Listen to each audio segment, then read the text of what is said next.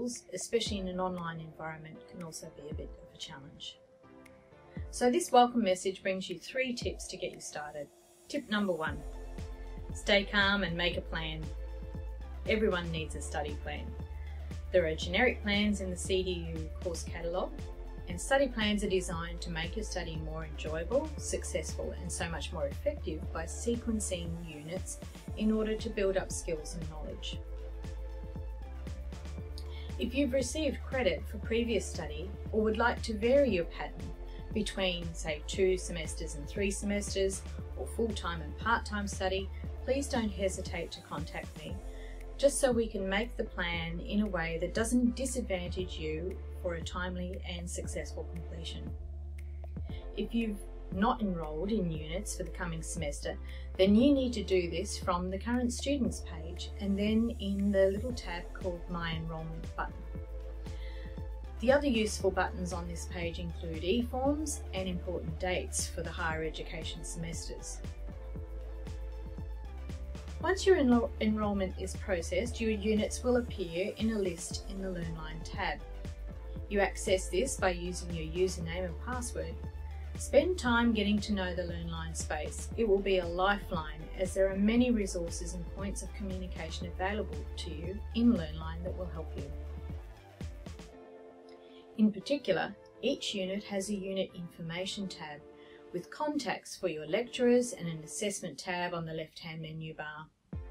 The unit information is absolutely essential. Read it, download it and use it for your planning and tracking progress against the requirements of each unit. Most unit information documents also contain the assignment information.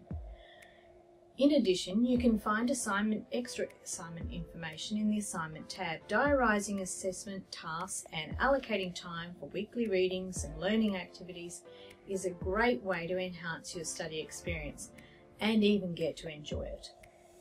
Learning materials, which contain all the content resources, are usually organised by modules of learning to help you chunk up your learning activities across the semester.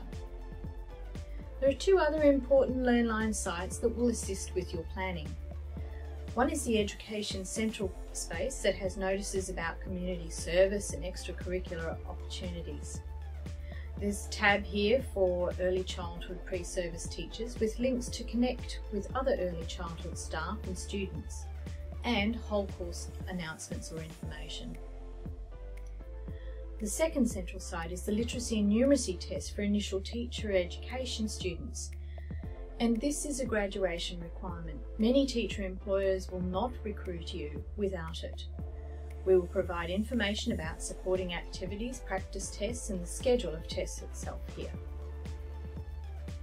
Tip number 2, stay calm, have a plan, and seek advice or support early when difficulties arise.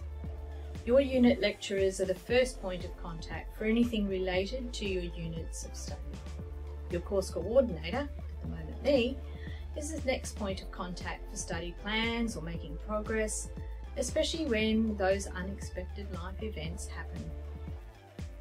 Some of the places to get help here in LearnLine are the library, Student Central, and for Students tabs. The library provides a number of services and we have a dedicated education librarian.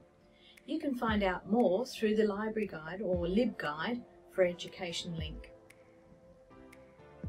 The next tab is Student Central. They're responsible for enrolment issues. Also, here you can find contacts for equity services to make an appointment if you're facing personal challenges that impact your study. If Equity Services recommend a learning access plan for you, please read the conditions about submission dates and send a copy to your lecturer at the beginning of each semester. The For Students tab has links to Studiosity for help with assignments, LearnLine technical support, and the Advocacy Officer should you ever need one. An important site for education students is In School, where professional experience information is located. Read the guidelines and pre-placement forms that are required of you. There's also a calendar to help you do your planning and see what the recommended plan is for your placement dates. One area of difficulty that may occur when you get started with academic writing is avoiding plagiarism. Read the plagiarism information before you click the declaration button on each unit's assessment page. You will need to do this in order to access information on some sites. Look for headache-saving information in our mini lectures on maximising success. This will give you more information on plagiarism and any late penalties for submissions. So tip number 3, stay in touch with lecturers, unit activities and fellow students. We've already had a quick look inside a LearnLine site for a unit features necessary for making good plans, and now we're going to take a quick look at the key features that help you stay engaged and in touch. Firstly, announcements from the lecturers are often sent as emails directly to you, so keep your addresses and contacts up to date. Secondly, the discussion board is where the learning activities and group exchange happen in your own time. This is a great place to learn with and from fellow students. Thirdly, some units may have group activities and you will have an extra resource link on the left-hand menu bar for joining a group.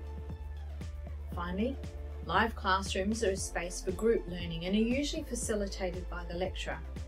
If you can't do face-to-face and you can't make live classrooms, don't worry, these are usually recorded so there is no need to miss out. Okay, so remember, stay calm, organised and in touch.